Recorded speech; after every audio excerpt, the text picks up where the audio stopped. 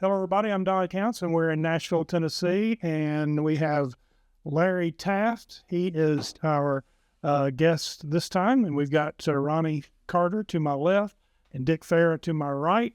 And Dick, introduce who we have. Larry Taft here, sports editor for the Tennessean for several years, and grew up in Taft, Tennessee. Larry, is there a connection between Larry Taft and Taft, Tennessee? Yeah, that Taft, Tennessee was in the late 1800s, Rowell, Tennessee, R-O-W-E-L-L. But the railroad came through and they bought the land for the depot, and then from my grandfather and great-grandfather, and then they also donated land for the Methodist Church, the school, and the Church of Christ. And so the railroad had influence, and they had the post office change the name to Taft, Tennessee about in 1896, and it's been that since. What was it like growing up in Taft? Well, there wasn't a lot to grow up in. we Highway 110 came from Ardmore to Fayetteville, and but I mean, it was Taft and Blanche, and the two neighboring communities down there both had, Blanche had a high school, Taft had grades 1 through 8, whatever, but it was small, rural. Most of the people that had out-of-town jobs, quote-unquote, worked in Huntsville. As mentioned, you spent about 4 years in sports writing, mostly at the Tennessean in Nashville. How did that come about? At about 12 or 13 years old, I wanted to be a sports broadcaster and ordered some records or tape and did tapes and whatever. And in the grading of my work, they let me know that people who talked like they came from Blanche, Tennessee were not going to be on television or radio. And so I decided that maybe I could write, and I had a high school teacher that encouraged me, and so I decided I could be a sports writer and just pursued it a little bit, and had always wanted, the daily paper was the Tennessean as far as we were concerned, because we didn't get the Nashville banner out in the rural areas. And I just pursued that and finally got lucky and was at the right place at the right time, and John Bibb hired me there in January of '77.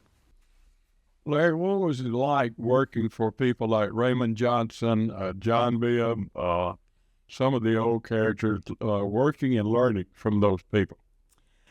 I didn't work for Mr. Johnson. In some ways, I'm fortunate that I didn't, because he was much more terse and not quite as diplomatic as John Bibb.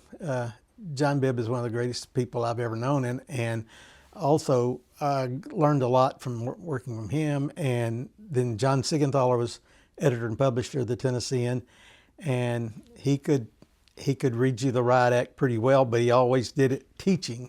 And he had a saying that we've used time and time again: everybody needs an editor. And if you've ever read anything I wrote without it being edited, you'd know why I say that, because we all make mistakes when they're doing it. But it was quite fun. And I worked at a time when the Tennessean, Vanderbilt and Tennessee were the two biggest beats at the paper, and then the Nashville Sounds came along, and that was before the Predators and the Titans and that kind of thing. The opposing newspaper, the Nashville Banner, did you ever encounter Fred Russell as a sports editor for the Nashville Banner? Well, when I started at the Tennessean, their office was about 20 feet away from our office, and I saw him almost every day in there, and got to know Edgar Allen and some other people over there.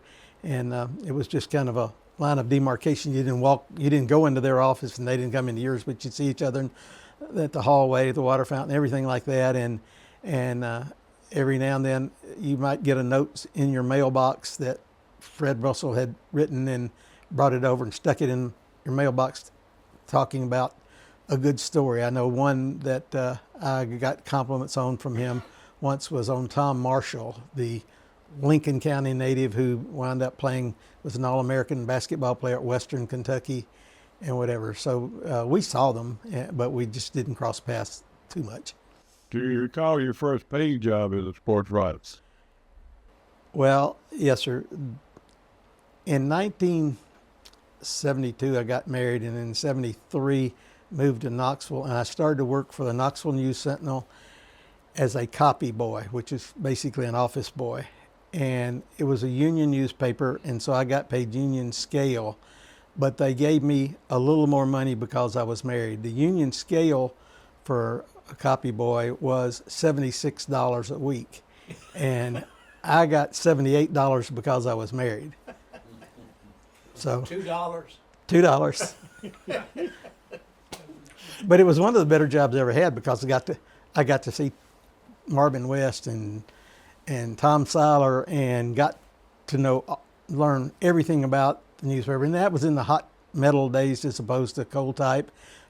We had a wire room that had 13 wire machines pounding 24 hours a day with news coming in, and you just learned a lot about good decisions and bad decisions. And I made some of both. And from there, you ended up in Nashville. Was that with the Tennessean? I left Lawrenceburg. I left the Tennessean. The News-Sentinel in August of '75 and moved to Lawrenceburg and stayed there until January of '77. I was the sports department there, and I met a lot of good people there. And then the Tennessean, I got a call one day from the Tennessean high school, mid-state high school editor, who I knew because I had been giving him tips on stories and called in the football and basketball games and that kind of thing. And he asked if I would be interested in coming to the Tennessean. Well, that's, goes back to my high school annual. It said I hope to pursue a career in journalism at the Tennessean. So I said, yeah. And so he said, well, I'm leaving to go to be the SID at the University of South Alabama, and I'd like to give Mr. Bibb somebody's name to take my place where he won't be mad for my leaving. So I went up and talked to Mr. Bibb. 2 days later, I got a call from Larry Wood. He said, Mr. Bibb wants you to come. And the problem was my wife was 8+ months pregnant, and I had to wait until my older son was born because we didn't want to lose insurance. So I didn't start to work until early January. Okay. You were, I believe, at the Tennessean. Lawrenceburg Quarterback Club was having their all-sports banquet. And I believe you were at the Lawrenceburg Quarterback Club the night Rex Dockery was supposed to speak, and tell us what happened there. Ronnie Carter can tell you probably as much as I can because it was such a night. He was there also. I was getting the award for High School Sports Writer of the Year that they honored every fall. And I got a call from someone from the school came and said, you've got to call in the school office. And I went to the office. They said, is Rex Dockery there? And I said, I don't know. I said, there was a little reception beforehand, and I don't remember seeing him, but I said because I'd worked there before, knew so many people, and I was seeing a lot of people, and they said, well, we don't think he's going to be there. And I said, why? And they said, there's been a plane crash near Mount Pleasant, and we think he was aboard. So I told him I'd call him back in a moment, and I went to the head table, and Fred Pankos, former Vanderbilt coach, was in charge of the Lawrenceburg Quarterback Club, and I went to him and kind of like this, and he nodded his head, yeah, very solemnly. And so I went back and called the office and told them that was a plane crash and that Rex was on it. And then I came back to my seat and I scribbled on a piece of paper, plane crash, Dockery. I think that's what it said, Dockery dead or something like that, because we knew that was pretty well dead. When we had gone in, driven into Lawrenceburg that night, we met. It was a foggy, rainy night, and we had met the ambulance just like a half a mile or so from downtown Lawrenceburg, and it was headed north toward the Etheridge area of Lawrence County. And we figured out later that the plane had just crashed before that. That's why they were going. But we went through the whole banquet, and the only mention was that Coach Pankos said something about we don't have Coach Dockery with us here yet, but said, we know coaches sometimes run late or whatever. And that was the only reference made to him that night. And I immediately knew, from one or two phone calls I made during the banquet back to the office that I was supposed to write a scene-setting story and then do on the ground work to go and find where the plane crash was, talk to sheriff's people and all that. And so I wrote a story. It was the lead sports story that night, and it said, the headline on it was "There Was an Empty Chair," and just talked about how the banquet went through and how it was. And it was, then went to the sheriff's department on. I had with me that night, my wife and I had with us Coach Turney Ford, a legendary coach from Gordonsville who had been their coach of the year 2 or 3 years before. And we deposited his wife and my wife with some people that I knew in Lawrenceburg, and then we went to Etheridge and to the site of the plane crash, and we couldn't get close to it because sheriffs had tape had it blocked off, but we could see the nose of the plane. It was, as I said, it had been raining, the ground was wet, and the nose of the plane was sunken into the dirt there. It was a night you don't forget. I mean, the story from a journalistic standpoint was multiple award-winning story, but it was just, there's so much emotion involved in that. Rex Doctor and I worked construction together a couple of summers back in the high school days and college days, and I always thought a lot of him and remember that night very well. I had only met, Rex had been coach at Vanderbilt and was at Texas Tech, and he came back and spoke at the TSSAA coaching clinic in July at MTSU one year, and I did a story on him, and he was just as cordial. I mean, he was just down to earth. He was real people kind of thing, and he was just as down to earth and as helpful as he could be. Larry, as a Hall of Fame journalist, you've covered the NFL, Super Bowl. I'm not covered World Series. I've covered World Series, but not Super Bowl.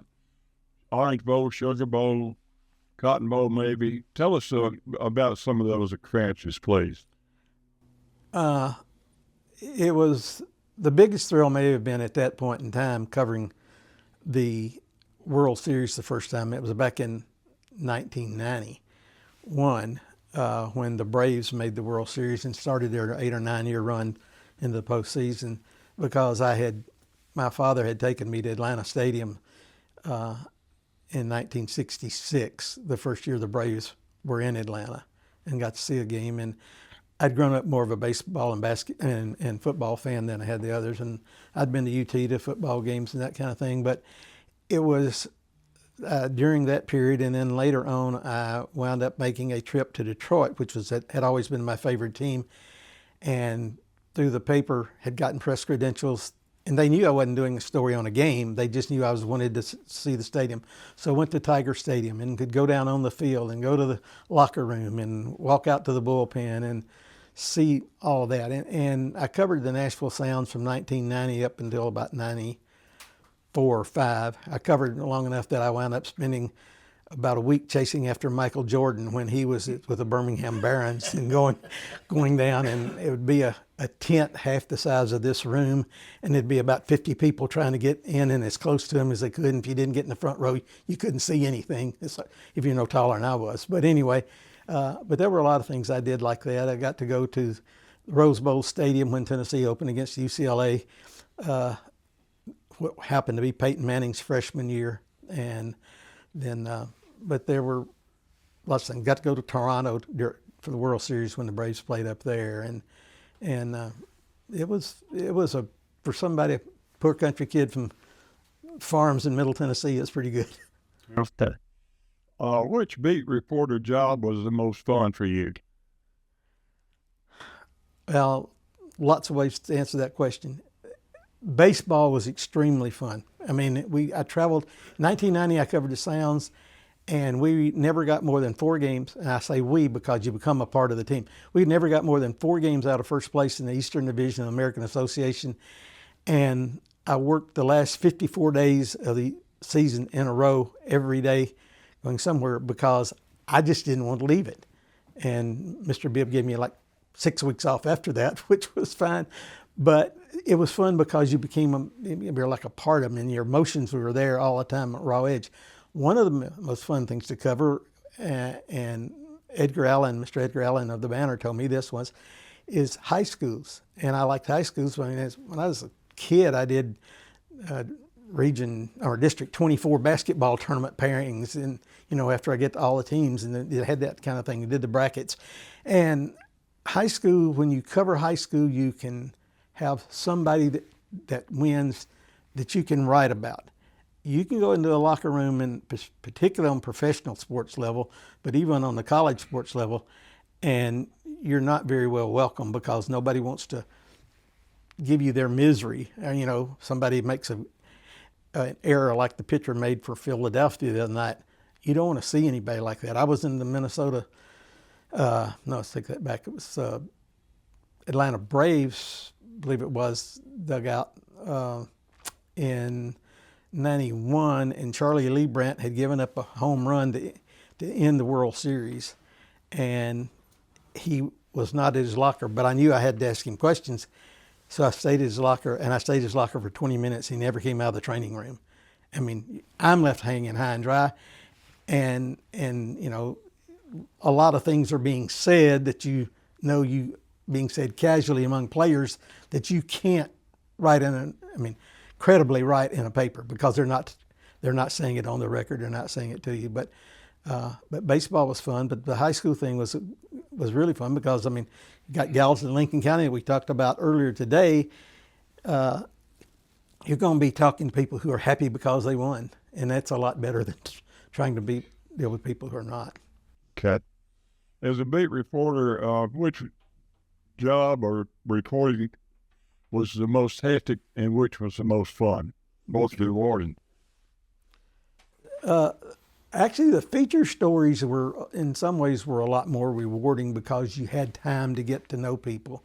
The most hectic game I ever covered, twice in the same week, I covered very hectic baseball games. End of the 1990 season, Nashville had tied Buffalo, and we flew to Buffalo and played that evening in Buffalo for sudden death playoff games, and it went 18 innings. And a pitcher for Nashville, who's from Nashville Overton High School, Charlie Mitchell, had twice in that extra innings let the lead runner get to second base with nobody out, and once he let him get to third base with nobody out.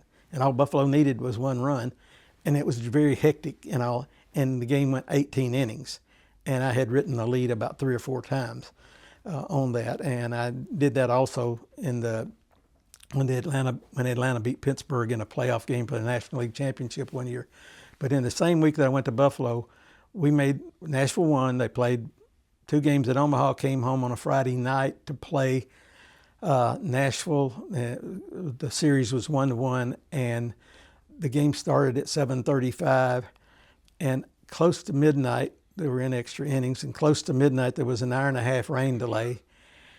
And of course, Larry Smitto and the people from Omaha did not want to quit the game, so we kept playing after the rain delay, and it wound up ending at 10 minutes to 5 in the morning. I had no story that day. I just had to try to recapture all of it. But it was a memorable game because they were serving bacon and eggs in the stands to the half a dozen people still there. Best story from that night is one of our reporters came after work, after the paper had gone to bed, and started asking people in the stands why they were still there at 1 o'clock or 2 o'clock in the morning. And this lady who lived in Hendersonville, was from Lawrenceburg, Kentucky, she said, well, I've got the keys to the car, and my husband's got the keys to the car, and he's umpiring second base. So she didn't have a way home. But you had a lot of things like that in some of the hectic stuff. One last question, then I'll turn it over to Ronnie. Of all the press boxes you've been in, pro, college, which was the most impressive?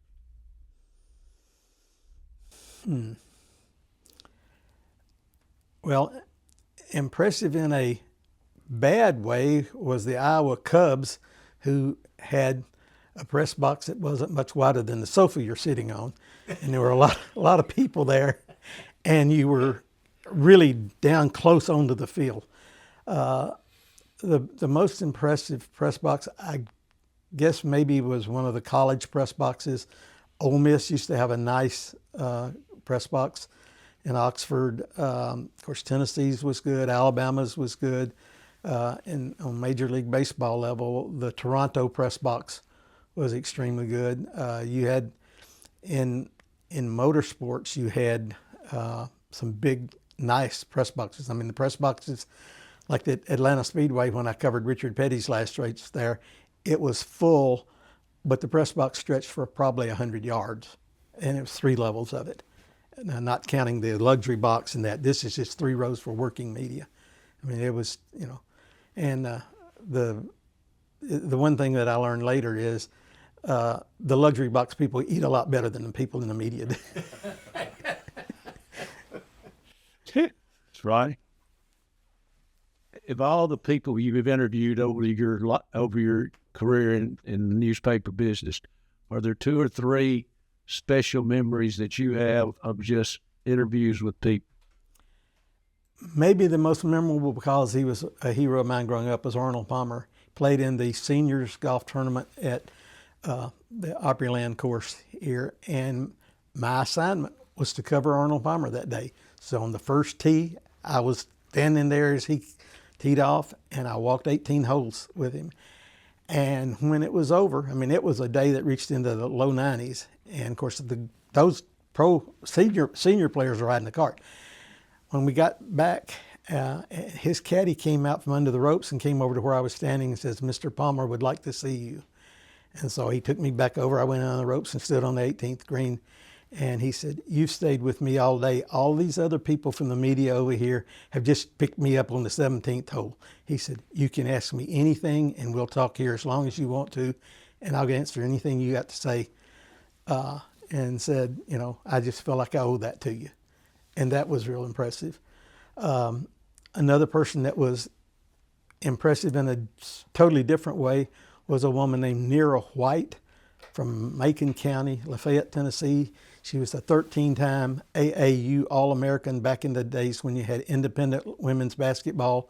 That was AAU, and they didn't have college. They were called colleges like Wayland Baptist College or Nashville Business College, but it was not an NC2A sport. It was just independent women's basketball. And Nera White became, in her latter years, a recluse, and she would not give interviews. She was picked as one of the first 2 players ever inducted in the women's not the women's, into the National Basketball Hall of Fame.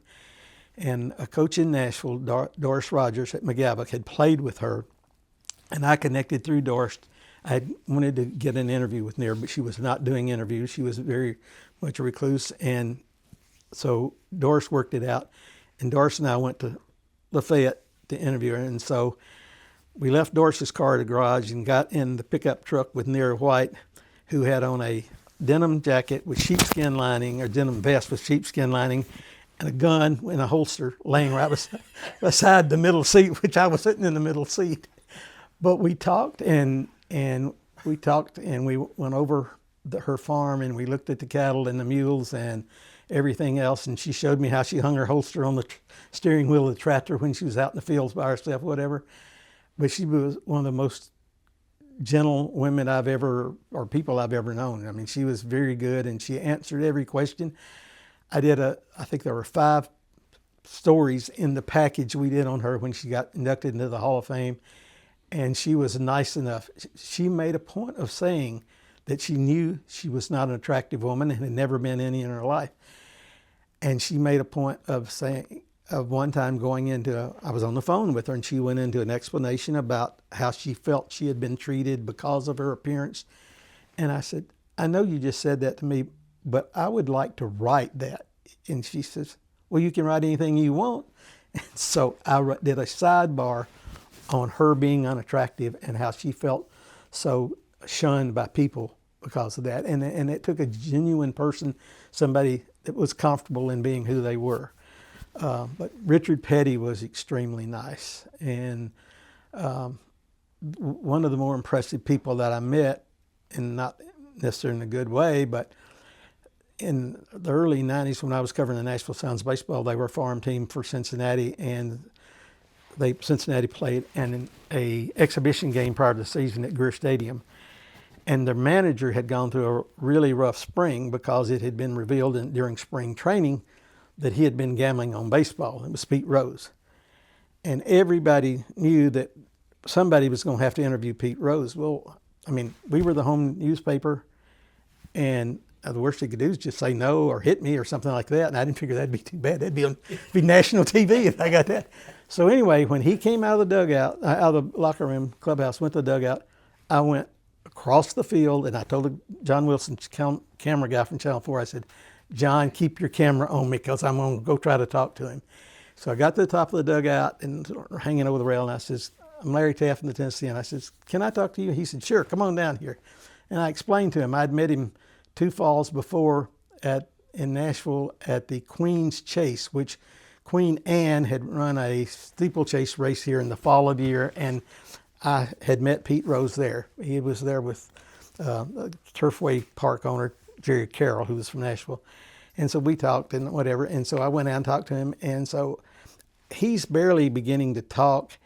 And there's suddenly about 40 people from the media with cameras and microphones and notepads. And they're coming and standing over trying to listen to every question I say. And he slapped me on the legs and says, dang, you must be a popular guy. Before you came over here, nobody would talk to me. So he was nice in his own way. But yeah, there are a lot of great people that I met. Compare the newspaper business now with the newspaper business when you started. Well, we didn't use chisels and stone when I started, but pretty close. And now newspapers are so non-existent as far as being a mainstream source of news. The websites have taken the place of newspapers. When I started in the newspaper business, the biggest thing is when I started in the newspaper business, if you had an operation like they had 1100 Broadway in Nashville, where the Tennessean and Banner had a joint operating agreement, owning a newspaper was almost a license to print money. We sold thousands and thousands of copies of paper. Tennessean was running over 200,000 papers on a Sunday, and even more in football season, and maybe 160, 180,000 during the day. During the week. Everything was hot type, made with lead on a printing, on a linotype machine. They would put out 1 line of lead at a time from somebody doing that. Then we went to computers and everything became cold type. They made a photostatic copy of it and burned a plate off of that, put it on the press. And when I started, we didn't have the internet to contend with. You knew that, for instance, if I had a good story like when Jimmy Hockaday of Brentwood Academy, who was the top receiver, or one of the top receivers in the South, and was a big-time recruit, when I got word on the night before that he was going to commit to Georgia, and I talked to him and his mother, and they said, we do not want to announce this until after, he wants to announce it after school, after his lunch period at school tomorrow. And the Nashville Banner knew that he was going to announce. They didn't know where. And you had a story, and I knew that story, and I could wait, because if the Banner didn't have it in the print by 12:30 in the afternoon, I knew I had it the next day. TV wasn't paying much attention to prep sports at that point in time like they do now. And so I wound up having a scoop. Concerning TSSAA, I covered the meetings with lots of times. The first meeting I covered was when Ronnie Carter was hired as TSSAA Assistant Executive Director, and I went there many times. Sometimes you had to fight for what you felt like you deserved. I can remember standing up at a meeting in Chapel Hill, and Ronnie can remember this, and they're about to have a meeting, then they were going to go into a closed door session, and I said, I'm representing the Tennessean, and the Sunshine Law says you're an entity of the state, and you can't have a closed door meeting. I said, you can have it, but we can sue to have it disclosed and action taken away. I was real nervous, still am, about that. But anyway, you had more freedom to challenge people according to the Sunshine Law and other things. Nowadays, you can't do that so much, and there are lots of things like that. Can't beat that right there. It's a good one to end on. All right. Thank you. Larry Taft, thank you very much. Great interview. It's great.